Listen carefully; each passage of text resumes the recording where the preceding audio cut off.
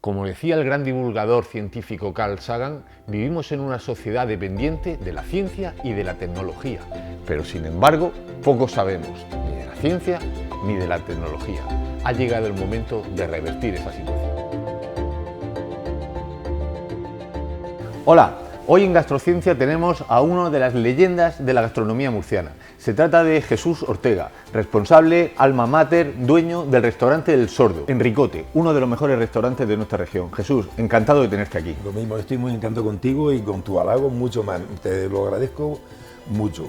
Bueno, José, hemos venido a hacer un empedrado, una receta del interior de Murcia que se va a componer solamente de ingredientes vegetales. Los ingredientes vegetales son una fuente especial de hidratos de carbono y también de proteínas. Además, todos esos ingredientes y el empedrado que vamos a preparar a base de ellos es un plato exquisito y que puede ser destinado a colectivos con dietas especiales, como pueden ser vegetarianos, veganos, pero también para estudiantes, para deportistas, etc. ¿Qué ingredientes lleva el empedrado que vas a preparar? Sencillo, es una receta muy natural y muy sencilla. Voy a enumerarlo. Mira, primer paso tenemos la cocción de la alubia. Vamos a cocer la alubia y la vamos a cocer con cebolla, laurel y ajo. Luego vamos a hacer un bajado con pimiento seco y ajo seco, pues aceite de oliva, el pimiento y los ajos tiernos que vamos a sofreír, el tomate evidentemente, el tomate maduro, pimiento verde siempre, y luego el pimentón y el azafrán en hebra y el arroz. José, yo como nunca he cocinado con una persona como tú que me puede explicar los suplementos, las reacciones químicas que se producen cuando cocinamos, me surgen un montón de dudas y preguntas que quiero que me las resuelvas. Dispara. Oye, ¿realmente los aminoácidos esenciales que necesitamos para nuestro organismo se consiguen con una receta como esta solo a partir de vegetales? Sí, por supuesto, porque como hemos dicho, esos aminoácidos nosotros no los podemos sintetizar.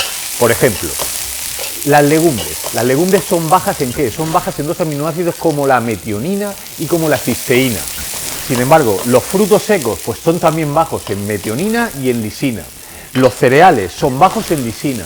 Pero sin embargo, la suma de todos ellos sí que nos da esos aminoácidos esenciales. Eso sí, hay que tener también en cuenta el resto de ingredientes que aparecen en proteínas que acompañan a proteínas animales y a proteínas vegetales. Por ejemplo, cuando se acompañan a proteínas animales normalmente van ingredientes como grasas saturadas, algunas de ellas no son nada saludables. Y sin embargo también hay que pensar que cuando hay ingredientes vegetales el valor calórico del plato aumenta mucho. Oye, entonces, ¿qué pasa? Que los cocineros, sin saberlo, hacemos ciencia.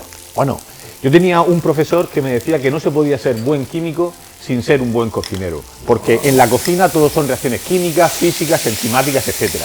Lo que estás haciendo ahora en el sofrito es fundamental. ¿Qué es lo que realmente ocurre desde el punto de vista de la ciencia? Pues lo que ocurre es que estamos sometiendo los ingredientes a una temperatura inferior a los 100 grados centígrados.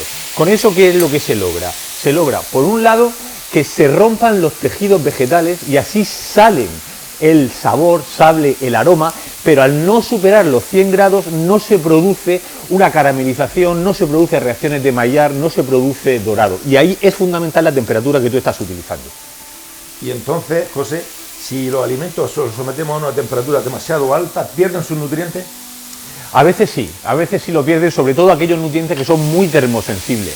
Pero además de perder los nutrientes, la temperatura alta dispara reacciones de caramelización, que en otros platos sí que son necesarias, pero sin embargo en el que estamos preparando no. Por eso estás calentando a temperatura inferior a los 100 grados centígrados. Como puedes comprobar, ya tenemos el sofrito en su punto para echar las hebras de azafrán, que es el alma mater de toda buena cocina que se precie. Qué pintaza, ¿eh? Hebras de azafrán. Y cómo no, pimentón murciano. El arroz previamente lo he lavado. ¿Para qué? Para quitar el almidón, para que absorba mucho más el caldo y esté mucho más sabroso. Y que el arroz luego esté suelto. Pues mira, ahora estamos añadiendo el caldo, no el agua, el caldo. Son solamente vegetales. Entonces la gente que se alimenta, los vegetarianos, que son estrictos vegetarianos, que se alimentan solo de vegetales, ¿no tienen que tomar suplementos? Eso es un debate que existe en el mundo de la nutrición. Efectivamente, los vegetarianos y los veganos deben llevar una planificación nutricional. Los no vegetarianos también tenemos que hacerla. Pero sin embargo, en su caso, ¿qué es lo que ocurre? Que si solamente tomamos ingredientes vegetales podemos tener déficit. Déficit de nutrientes importantes, como pueden ser los ácidos grasos omega 3, como pueden ser algunos minerales, pero sobre todo algunas vitaminas, especialmente la vitamina B12.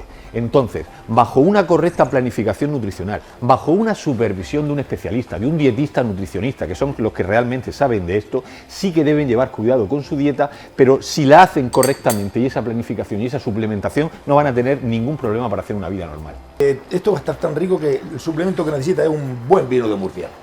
Bueno, un vino de ricote, un vino de los que tenéis allí en el Sordo. Vamos a ver, pues ¿sabes en qué se parecen y qué tienen en común ese vino tinto con las alubias que luego adicionaremos? Tiene en común unos pigmentos que se llaman antocianinas, que están tanto en el vino como en las alubias rojas. Esas antocianinas pertenecen a una familia que se llaman flavonoides. Tienen propiedades muy buenas, propiedades que combaten las enfermedades cardiovasculares, combaten la obesidad, combaten la diabetes, pero además esas antocianinas, ¿sabes también para lo que se utilizan? Como colorantes para adicionárselo a otros alimentos, colorantes que proceden tanto de las alubias como del vino. Como ya el arroz lo tenemos a medio cocinar, añadimos las alubias que ya están cocinadas, como hemos dicho anteriormente, ¿eh? Alubias que la próxima vez que la haga, la voy a hacer con alubias rojas. Tenemos pimiento verde, pero sin embargo, ¿qué ocurre? Porque yo he visto pimientos de muchos colores.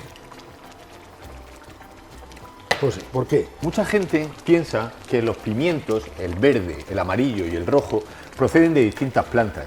Sin embargo, no, es la misma especie, Capsicum annuum. La diferencia está en la madurez. ¿Qué es lo que pasa? Que, por ejemplo, los pimientos verdes, que son los que están menos maduros, tienen esos pimientos clorofila como pigmento mayoritario. Luego, lo que ocurre es que los pimientos rojos, sus pigmentos mayoritarios, ¿cuáles son? Pues son el licopeno, que le da ese color rojo, ese color fuerte que también existe en el tomate. Los pimientos amarillos, pues tienen otra serie de carotenos, otra como puede ser la luteína.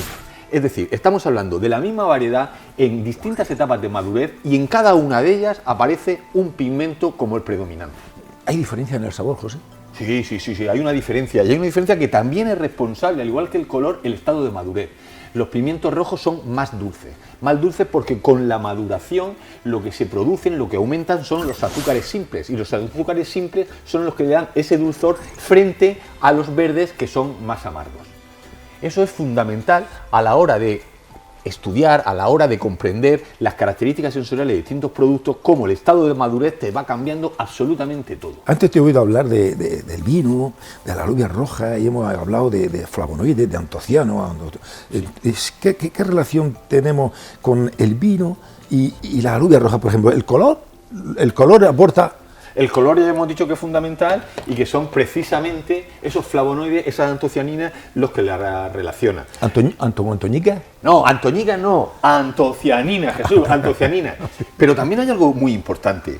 Algo muy importante es que en la evolución de esos pimientos de los que hablábamos, y ahora veremos por qué en el empedrado es súper crucial, también las vitaminas van aumentando su cantidad. Por ejemplo, la vitamina C, la vitamina A que proporciona un pimiento rojo puede llegar al 240% en el caso de la C y casi al 50% en el caso de la A de las vitaminas que nosotros necesitamos al día. Es una de las fuentes de vitamina C más importantes que hay en la naturaleza, esos pimientos, y sobre todo el pimiento rojo. Entonces, la combinación de todos los ingredientes que tienes en el plato sirve nutricionalmente, sensorialmente y saludablemente. Es espectacular lo que hoy has hecho, Jesús. Le voy a poner perejil. Muy buena idea. Para decorar, porque todo está cuajándose ya, estamos terminando el plato y ya vamos a esperar que se repose, porque esto está hecho. En unos minuticos estará reposado, pero yo lo doy por terminado, José. Jesús, yo solamente quiero agradecerte lo que hoy has hecho aquí, este plato tan exquisito, este plato tan maravilloso, y muchas gracias por estar en Gastrociencia, y nos vemos cuando tú quieras aquí, o nos vemos en Ricote, en el Sordo. No, muchas gracias a ti, José, muchas gracias. Cuando llegue a mi casa le diré a mi hijo que sé mucho de ciencia. Los conozco, y tú lo sabes.